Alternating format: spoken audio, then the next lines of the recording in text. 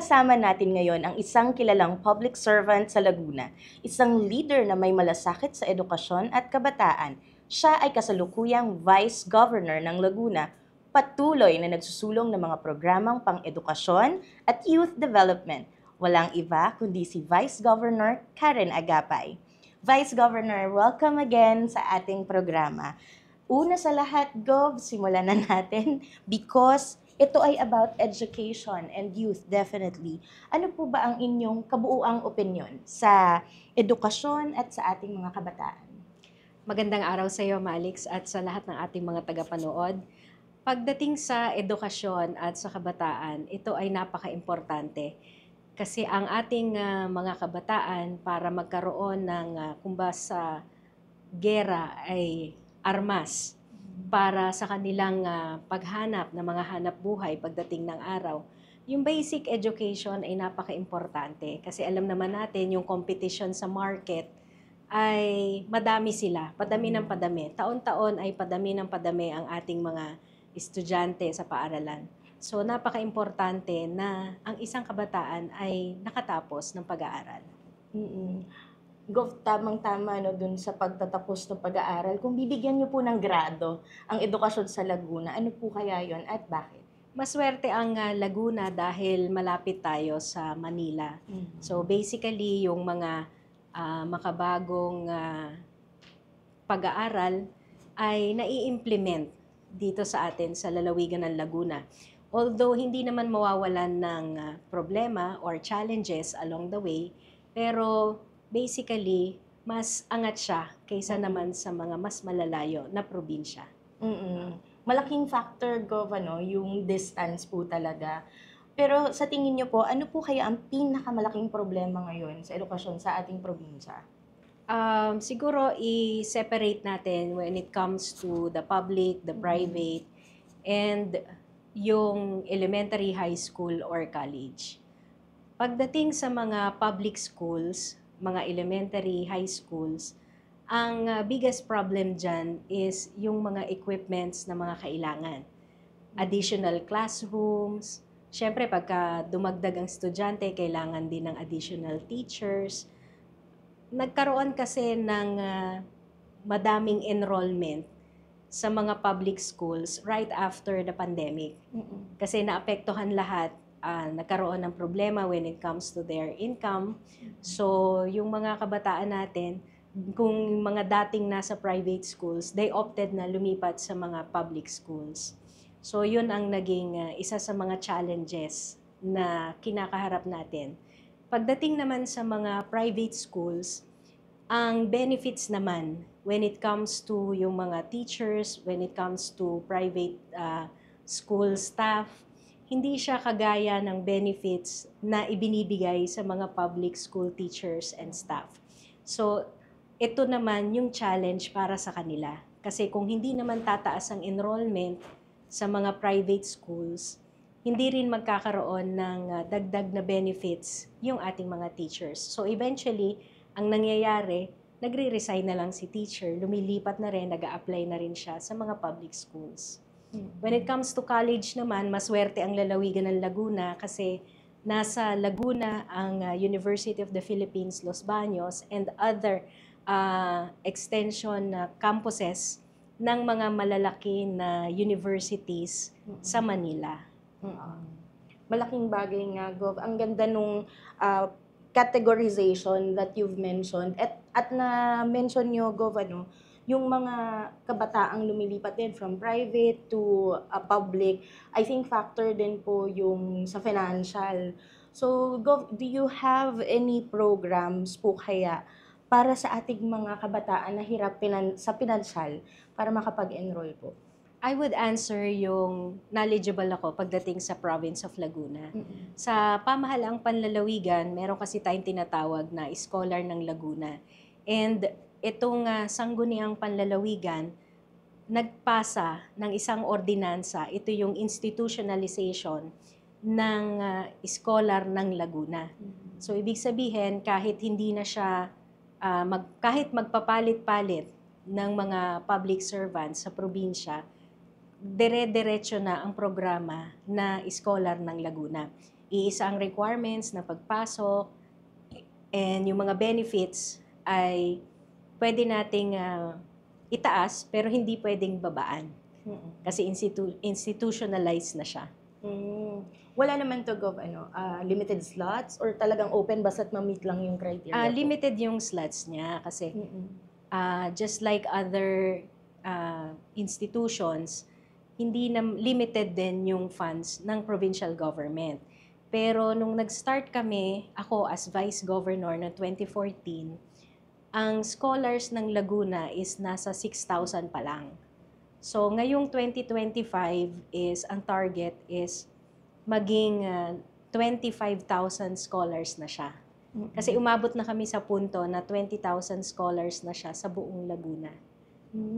And aside from the scholar ng Laguna, kami din yung nag-approve ng budget for yung special program for the employment of students or yung tinatawag na SPES. Although ito naman ay galing Department of Labor and Employment, meron ding counterpart ang provincial government. So yung scholar ng Laguna, ito automatic na to pagka nagkakaroon ng approval ng annual budget ng Laguna, meron kaming allocation na inilalagay para dito. Siguro pwede rin nating idagdag yung sa youth entrepreneurial program. So ito yung para sa mga kabataan na bigyan natin ng opportunity na magkaroon ng hanap buhay. So para pantulong din sa kanilang pag-aaral. Opo, talagang continuing siya, no, Gov? And I believe ito ay para sa mga estudyante na enrolled sa mga schools within Laguna, if I got it correctly. Ngayon, Gov, looking at it, kasi nga nagbabago na rin ang ating komunidad, ang means of learning. Ano naman po ang sa tingin nyo ang role ng digital learning? Ito kasi ay bago.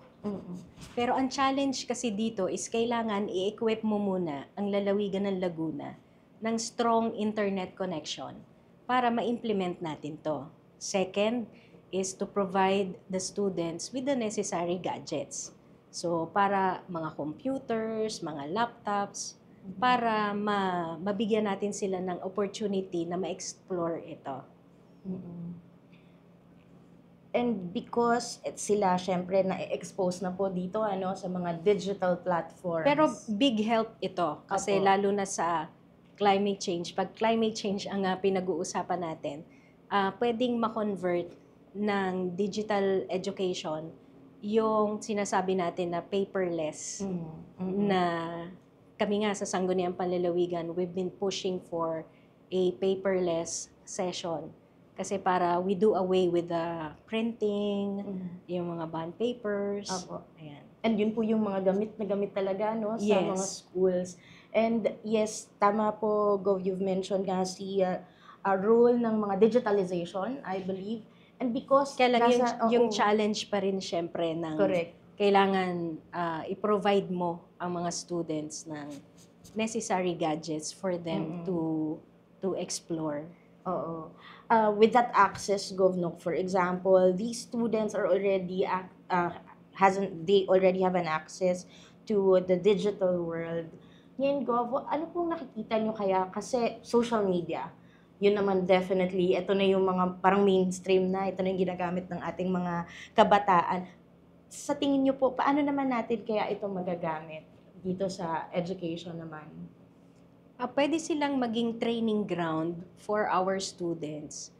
Siguro kung elementary, high school, medyo lesser pa siya. Pero pagdating naman ng college or yung senior high school na tinatawag natin, pwede nilang i-explore ito as their means of livelihood or hanap buhay. Oo, kasi pagpasok ng gig economy natin, maraming mga kabataan na gusto ay sa bahay lang, kasama ang magulang, kasama ang family, but at the same time, kumikita sila. So, pwede nila tong i-explore, like yung mga graphic artist, yung mga taga-transcribe ng mga medical documents, ganun. Basically, mga abroad yon, pero I heard na maganda naman yung sweldo. Mm. Magandang balance din siya, Gov, ano? Kasi I think ito din ay parang nasa kultura din natin na liban sa nakakatulong po ang ating mga kabataang Pilipino sa sarili, parang may factor din na they also contribute to the household. Habang, yun na nga, tama kayo, Gov, yung kaninang na-mention yun na the practice of working also is kind of there already. Actually, it also Mm-mm. enhances yung, kung may hanap buhay ka, the knowledge of the digital world Opo. enhances your means of livelihood. Nakita natin yan during the pandemic. So marami nagpapadeliver, yung mga apps na when it comes to mga deliveries, ganun. And Gov, tama kayo, napakaraming kabataan ngayon ang creative, I believe. And mas nag-explore sila dito. And minsan nagugulat nga tayo, ano, mas mga younger pa ang nakaka-introduce ng new apps. So, with that, Gov, hindi lang naman tayo nagtutuon ng pansin sa ating mga kabataan. How about, Gov, naman focusing on our teachers? Ano po kaya ang masasabi nyo? Anong mga programa din na meron tayo para sa kanila? Yung sa mga public school teachers natin is, ang provision nila is galing sa Department of Education. May mga benefits yan, and bilang nagwo-work sa government. But when it comes to, as I mentioned, yung mga private schools, yung mga teachers natin ay hindi ganong kalaki ang benefits na natatanggap. And that is also the reason why the Sangguniang Panlalawigan enacted a resolution endorsing to the Office of the President and to the Secretary of Education yung plight ng ating mga private school teachers and yung mga request nila na sana madagdagan din yung mga benefits nila.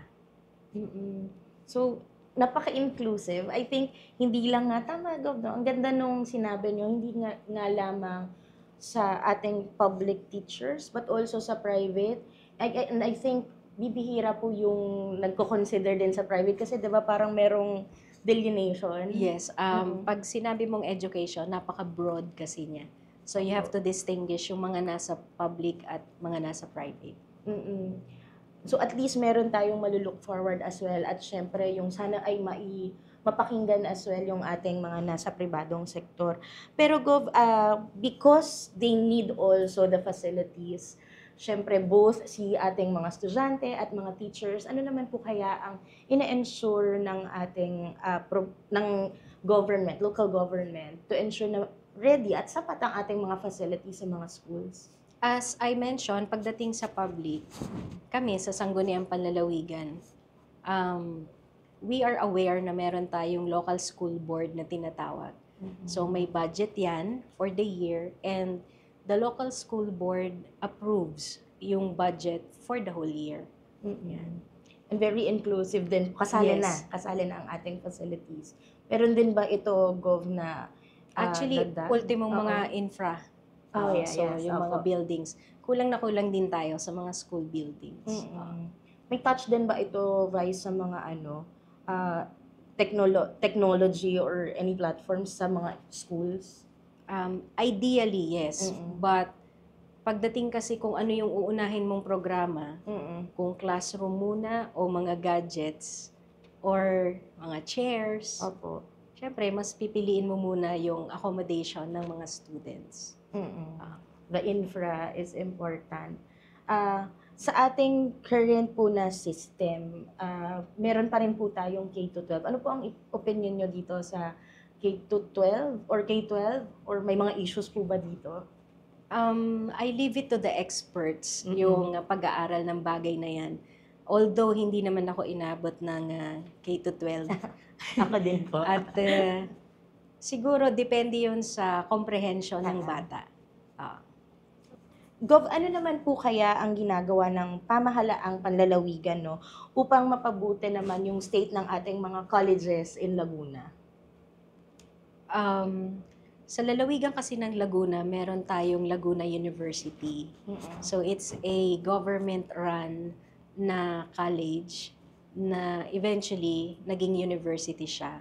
And you'll be surprised yung performance level ng mga students, yung passing rate natin sa mga nagtitake ng mga board exams na hindi mo sasabihin na panghuli sa mga private schools and other universities in Laguna. So this was the brainchild of the former Governor Ningning Lazaro.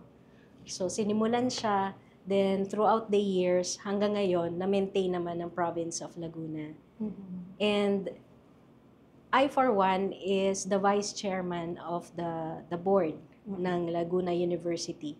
So pagka nagmi-meeting kami, updated din ako sa mga ginagawa dito. And we are very proud na this is an alternative for the students na gustong magtapos ng pag-aaral pero wala silang kakayanan na bumayad sa isang mamahalin na university. So, the Laguna University produces already thousands of graduates and they excel in their own fields. Dun po sa excellence, I think marami ding mga creative students coming from these universities sa ating lalawigan, ano po? Yes, oo. Actually, marami sa Laguna ang mga kabataan natin na nag-excel sa iba't ibang larangan and I'm very proud of it. And sa tingin ko, Gov, marami din tayong nilulook forward because they have a brighter future, especially coming from our province. And yung mga innovators will be coming from our province as well with the increasing in number sa mga graduates. Ngayon, Gov, given that, ano po ang mga plano naman natin para sa ating mga young innovators and then mga future scientists? Do we have plans naman focusing on the sciences from Laguna? Actually, ang lalawigan ng Laguna ay ini-encourage namin yung when it comes, simulan natin sa high school, yung Laguna Science High School. Nag-donate ng lupa ang lalawigan ng Laguna sa Department of Education for the perpetual use ng school facility, the school itself ng Laguna Science High School. So yung support natin nandun. And when it comes to innovations naman, sabi ko nga sa'yo, we are very lucky kasi ang UPLB ay nasa lalawigan ng Laguna. The National University is also here and yung San Sebastian College is also here and other prestigious universities and colleges na merong main campus sa Manila.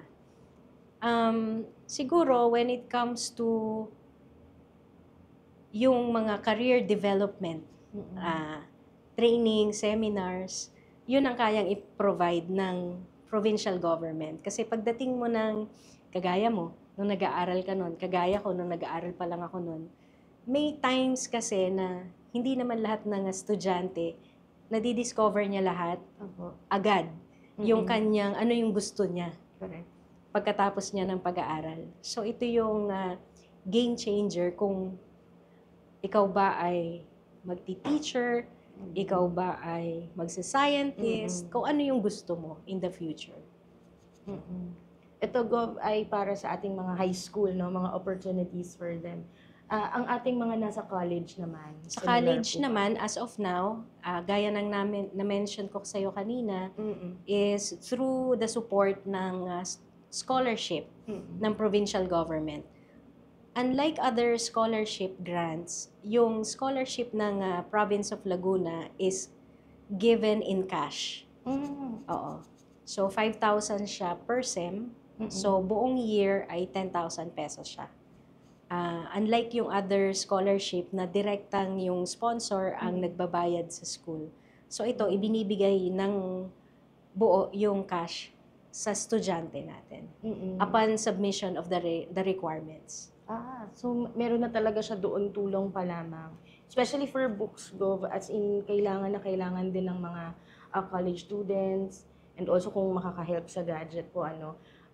Pero syempre may requirements yun. Ay, opo. Pag nagkaroon ka ng failing grade or hindi ka nakapag-enroll for a certain sem, may pwede nating ibigay naman sa iba. Opo. para may accountability as well once they receive that grant, tama po. For our college as well po, no, kasi ano po kaya ang role din, kasi na-mention yung development. Yung role naman po, Vice, ng TESDA sa ating mga students. Actually, yung TESDA is pwedeng alternative na education para sa ating mga kabataan. Ito yung mga focusing more on the skills. Actually, gusto kong paniwalaan na yung mga graduate ng TESDA ang aim is mag-abroad and pumasok sa mga malalaking companies. So, pag tapos ka kasi nito for a shorter period, pwede ka nang mag-seek ng employment. Unlike yung regular na college education na it will take you 4 years, then pagka-graduate mo is maghahanap ka pa ng trabaho. So itong sa TESDA kasi, meron na talagang sasambot sa'yo ng mga companies kasi ito yung mga in-demand na courses. Pwedeng dito sa Pilipinas or pwedeng sa abroad. Ano po yung ways natin? Kasi na-mention nyo yung ito kasi would also open doors for our youth na mag-explore outside the country even, kahit nga po outside Laguna. Ano po yung ways natin to encourage them to stay instead of going abroad? Pwede naman tayo na, actually sa convincing power din yan eh. No? Nasa convincing power din. I used to remember nung college professor pa ako sa Laguna College sa amin, sa San Pablo. Teacher ako for 15 years sa college. And marami sa mga estudyante ko yung they opt to take the CPA board exam. So, alam ko naman na yun ay preliminary na course para sa pagiging abogado. So, without expounding on the matter, nai-encourage ko sila na ituloy yun para mag-aral sila ng law. Very good. So, nasa siguro performance or sa way ng convincing power mo sa mga students. Opo. And I think you truly inspired your students kasi I'm sure living example already na nakikita nila, no? And convincing powers. Meron po ba kayong naaalala na bumalik na estudyante sa inyo saying na, Vice, lawyer na rin ako? Marami na. May mga estudyante na akong lawyer din at marami na rin akong estudyante na mga CPA na. Amazing. Comment dyan yung mga estudyante ko before. Opo, pwede nyo palang kamustahin sila. Yes. At meron po ba kayong mga dating estudyante na nagsaserve na rin po sa government? Marami. Pero mostly, na-encounter ko sila sa pag pumupunta ako sa mga banks, gano'n. Actually, pagka pumapasok ako sa bangko o sa mga establishments, layo pa lang may sisigaw na, Ma'am! Paglingon ko, o nga no, estudyante ko yun. Yan. Mahirap din po no, na mag-recall ng mga estudyante from time to time, but I believe yun nga po, alalang-alala nila kayo. There was a time na every semester nasa 200 yung students ko. Every semester, Vice? Tapos po, sa buong taon, 2 sems naman po kayo? 2 sems naman to. Ang laki po talaga. So, ang ginagawa ko, naglalagay ako ng index card, tapos pina-affix ko yung, hindi pa kasi uso nun eh. Abutan ko yan. Yung mga apps. Index card na may picture. Index card na may picture. Opo. So, para ma-memorize ko yung mukha nila. Stricto po ba ang isang Professor Karen? Let's just say na ako yung tipo ng teacher na hindi mo na mamalayan at the end of the sem na kabisado mo na yung buong libro. Oo. Hindi ko naman masasabing stricto ako, pero hindi ko naman masasabi din na pabaya ako. Lagi kong sinasabi sa mga estudyante ko, nauna akong maging teacher kesa maging politiko. So, I value my profession also as a teacher, separate from being a public servant. Kailangan quality pa rin yung itinuturo mo. Malaking bagay din po, Vice. Would you also have a message kaya sa mga kabataan? Kasi katulad ng na-mention nyo, may mga may nakita na kayo evident na naging professionals na ang mga estudyante nyo. Paano naman po yung, anong masasabi nyo sa ating mga kabataan na gusto ding mag-join sa government sector? Um, Kailangan mag-aral kang mabuti. Mm-mm. Kasi bago ka maka-join sa government service, kailangan mong mag-take ng exam. Yung civil service exam na tinatawag. So kung hindi ka handa, may possibility na mababa yung chance mo na pumasa dun sa exam. Second, kailangan bago ka gumraduate, alam mo na kung ano yung passion mo, kung ano yung gusto mo. Kasi ang hirap magtrabaho sa isang trabaho na hindi mo naman gusto.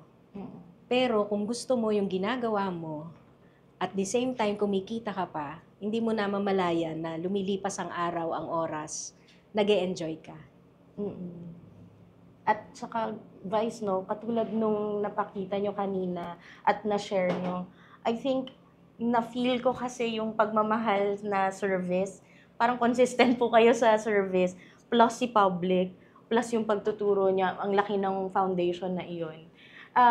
Paano nyo po dinala yung passion nyo sa pagtutulong naman sa mga, do you have any organizations po ba in Laguna wherein you support also your youth? Actually, sa Office of the Vice Governor, meron kaming tinatawag na Division ng Youth Affairs. So, for a time, naging active siya, especially nung magkakaroon ng Sangguniang Kabataan elections. Apo. Nag-conduct kami ng mga series, ng mga online seminars, online talks about certain topics na it will help the youth to understand more. Yan. Gov, mag-ano tayo, go back tayo onti ng memory lane kasi na-mention nyo na yung you've been a professor for 15 years. Ngayon, Gov, yun namang buhay nating estudyante. Ano yung maaalala nyo naman na biggest challenge na na-face nyo? And then, how did you overcome it? Para baka may kapareho din, ano, tayong mga kabataan ngayon na na-experience yun. Biggest challenge ko noon, nung high school kasi ako, aral lang ako ng aral. I never get to enjoy kasi, for example, first year high school ako, there was a time na nagsisit-in ako sa classes ng third year. Tapos nung second year ako, there was a time na nagsisit-in ako sa classes ng fourth year. Kasi I was one of the lucky students na laging lumalaban ng competitions outside the school. So, kailangan mas advance yung training ko kesa dun sa ordinary year level namin. So, ginawa yun ng mga coaches ko para kahit tanungin ako ng medyo mas mataas na question sa mga competitions outside the school, masasagot ko siya.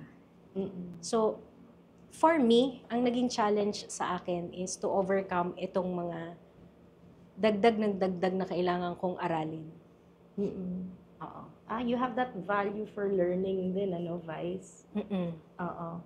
So, would you say, Vice, ito ay isang value na importante para sa ating mga kabataan, lalo kung magjo-join po ba kaya sa public service? Pag nag-join ka kasi sa public service at gusto mo talagang pumasok sa larangan ng public service, kailangan ready ka. Educational-wise, and of course, yung experience din, knowledgeable ka, at you have a group of people around you na nakikita mo kung paano sila nagsiserve. So, yun ang lagi kong sinasabi sa ating mga kabataan na gustong pumasok sa public service, pagtapos muna ng pag-aaral. And of course, yung mga sarili mong convictions, dapat firm ka doon. Opo. Gov, doon tayo sa youth leadership. Paano niyo po nakikita ang hinaharap naman or ano kayong mga possible challenges na pwedeng harapin na ating mga youth when they face siguro any types of leadership muna? Doon muna tayo sa aspeto ng leadership. Ano po nakikita niyo ang possible challenges ng ating youth? Let me remind na meron tayong tinatawag na Sangguniang Kabataan. So I, for one, was a former SK chairman or SK Federation President sa San Pablo City. Ito yung training ground ng mga youth natin for a higher public service. Opo. So dito tinuturuan yung kabataan natin na to facilitate iba't ibang programs for the youth. At the same time, to budget yung kanilang fund para sumakto doon sa mga programa na gusto nila. So training ground talaga ng mga kabataan. The challenge is, paano mo pagsasabayin yung pag-aaral mo at pagsiserve sa Sangguniang Kabataan? Kasi ako, nung time ko, kailangan ko talagang tumigil ng 1 taon ng pag-aaral para lang matapos yung term ko ng Sangguniang Kabataan. So, tumigil ako ng 1 year, then saka ako nag-enroll sa College of Law. Oo. Pero Gov, yung pag tumigil po kayo sa pag-aaral to focus talaga sa public service? Yes, to focus ng public service. Kasi yun yung challenge na kalimitang kinakaharap ng mga Opo. sangguniang kabataan natin ngayon. Paano pagsasabayin yung pag-aaral at yung public service? Kasi strict ngayon ng DILG. Kailangan talaga may certain programs ang sangguniang kabataan na kailangan nilang ma-meet. And you overcame that, Gov, and tingnan mo niya ngayon, naging lawyer na po kayo at still serving the public. Yes. Oo. Pagdating naman dun sa mga organizations ng mga kabataan outside ng sangguniang kabataan, syempre, ang foremost challenge sa kanila is yung limited resources. So, alam ko maraming kabataan ang gustong-gustong tumulong sa lipunan. Nakikita mo naman yan kasi kahit papaano, nagfi-feeding program sila, o kaya nagko-conduct sila ng voter education, especially now na malapit na ang 2025 elections. Kita mo yung enthusiasm sa ating mga kabataan, pero dahil lang sa limited resources, hanggang dun lang yung kaya nilang gawin. Paano natin, Vice, nasusuportahan yung mga ganitong initiatives ng mga kabataan sa ating probinsya? Actually, as public servants, meron silang solicit lagi sa amin. Hindi pero, naman wala po. pero gasino na yung naibibigay namin.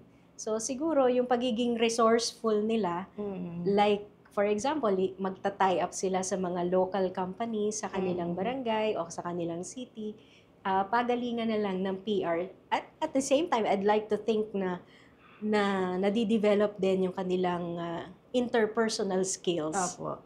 And we can already see how skillful our youth, kasi katulad po niya, nakakakuha sila ng mga budget as well despite the limited resources. Because of this, Gov, ano pong nai-imagine nyo? Paano nyo nakikita ang ating mga kabataan 10 years from now naman?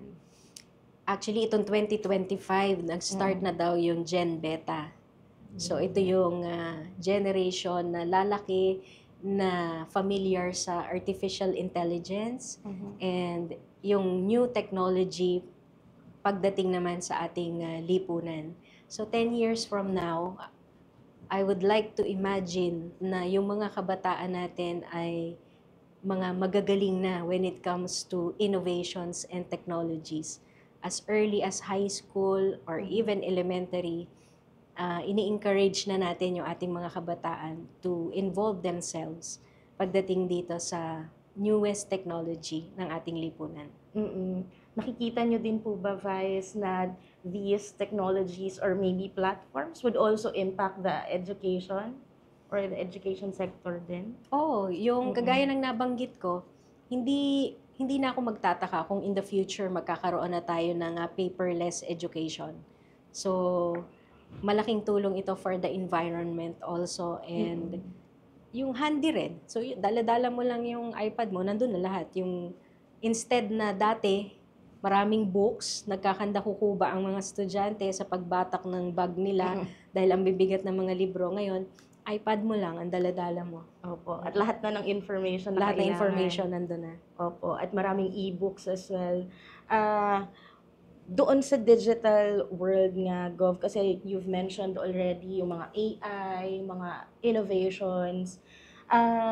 Given that meron tayong ganun, syempre po yung focus ng kabataan talagang nandito na. Paano po natin, ano po ang mga advice nyo kayo or tips, paano natin mas mahikayat ang ating mga kabataan to be more active sa mga programa na meron to help others as well and even sa mga programa na meron ng LGU? Siguro additional course or orientation when it comes to the digital world. Kasi ano yan two sides of the coin yan. It will bring you more knowledge.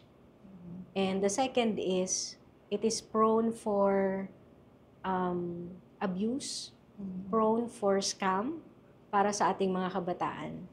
'Di ba may ad nga tayo think before you click. Kasi ito yung isang mundo na hindi pa rin natin masyadong kabisado.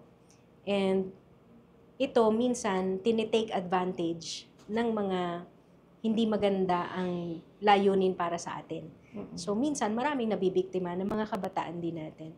So I think familiarization and more orientation and seminar on how to use this, kailangan nating i-instill sa ating mga kabataan. Malaking bagay nga yun, Gov. And I think hindi lang tayo nagfo-focus doon sa mga education for our youth. Meron din tayong tinatawag na out-of-school youth. Gov, Yes. what are your plans naman? What are the plans for the out-of-school youth naman na mga kabataan? Actually, sa out-of-school youth, ito yung dito pumapasok yung nabanggit natin kanina, that they can be recipients of TESDA. And I forgot to mention na sa province of Laguna, meron tayong tinatawag na Youth Development Affairs. So, lahat ng tungkol sa mga kabataan, sila yung gumagawa ng mga programa. So, ito yung lahat from the development to the livelihood, kasama sila sa programa ng pamahalaan panlalawigan. So, they get to be exposed po ba? Itong mga ating out-of-school youth sa different projects na rin? Two sides yan pwede naming i-extend yung help, but also, kailangan din naman namin na yung mga out-of-school youth na maging interesado sa inyo-offer namin. Gov, doon naman po sa ating, sa sistemang pang-edukasyon, ano pang merong konkretong plano naman para dito sa ating education system? Can you elaborate more on that? Oo. Because we have the current naman na education system and support, ano po yung mga plans or programs to make it better naman? Basically, as the provincial government, fina-follow lang namin yung sa Department of Education. You cannot go beyond that. And kung ano yung mga ginagawang batas ng ating mga legislators sa national level, the House of Representatives and the Senators, we have to implement it sa mga schools natin. So kami, on our part, implementation pagdating sa provincial level. We cannot change it, or yung sasabihin mo na magpapasa kami ng additional courses, hindi namin trabaho yun. We can facilitate more pagdating naman sa mga schools, sa mga school buildings, additional benefits, and additional yung mga chairs, tables. Pero yung mismong education itself, yung curriculum na tinatawag, hindi pwede namin pakialaman yan. Agree naman dyan, Vice, no? And medyo glaring din sa akin yung implementation, the level of compliance to what you've mentioned, kung ano po yung pinapatupad on the national level, at mai-implement nyo sa ating lalawigan. Yes. Na 100% definitely the level of compliance of Laguna. Ngayon, Gov, ano naman ang papel ng pribadong sektor sa ating education system? May mga private sectors na kumukuha ng mga scholars. Oo. Sila din yung nagsasabi sa mga schools kung anong mga courses ang preferred nila, kasi yung mga graduates nun ay in the future gusto nilang kuhanin or i-hire. So yun yung basically role ng private sectors. Meron ding mga private sectors na nag-sponsor ng school buildings. Ayan. So napakalaking bagay ito sa ating mga paaralan. Opo. Do you have a current or are you looking at a more siguro collaborative way to mas matatag na collaboration with the private sector then Vice. Nakakakita ka ba ng opportunity pa dito o meron naman tong existing na mga partnership? May Kasi, existing opo, tayong mga oo. partnerships dito. Kasi yun Oo. naman i-touch natin yung ating mga students or even youth, no, yung para sa internship, job placements. Ano po yung mga Yes. existing, Vice? Ito ay trabaho actually ng ating PESO na tinatawag, Public Employment Service Office. And I'm proud to say na ang PESO Laguna is multi-awarded. So sa buong Pilipinas, laging may award ang lalawigan ng Laguna, and we congratulate yung ating mga empleyado ng pamahalaan panlalawigan who are facilitating the PESO Laguna and the PESO sa iba't ibang munisipyo at city sa buong lalawigan ng Laguna. Napakarami ng nabibigyan ng opportunity na magkaroon ng trabaho.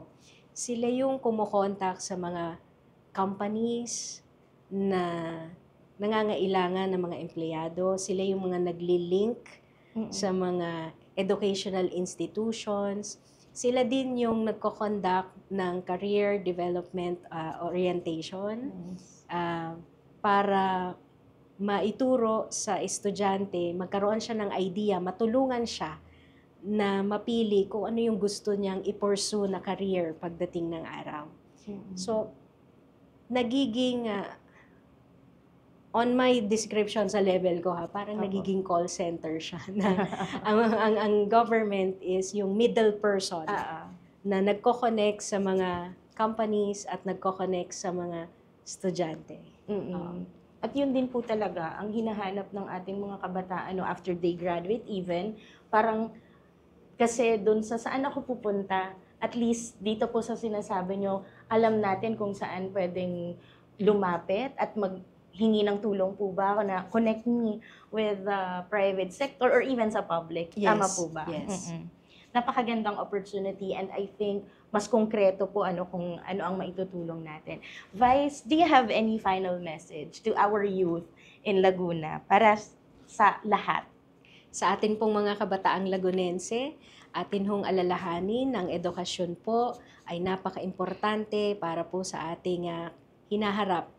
Narito po ang pamahalang panlalawigan, sa abot ng aming makakaya, tutulong po kami para po mabigyan kayo ng kalidad na edukasyon at syempre para sa inyong kinabukasan na kami naman sa lalawigan ng Laguna ay proud kung saan man ang inyong marating. Maraming salamat, Vice. Ang dami-dami. Ako personally, ang dami kong natutunan sa inyo at sana naging professor ko din. Sana naging professor ko rin kayo, no? Para naging lawyer din ako ngayon. Thank you. Pero again, maraming salamat, Vice Gov. Ang dami po nating natutunan muli sa mga na-mention ni Vice about education and also plans for our youth and the existing. At yan na naman ang ating isang makabuluhang diskusyon at ating usapan sa Diskurso on Air. Maraming salamat and don't forget to like and subscribe for Diskurso on Air. Maraming salamat.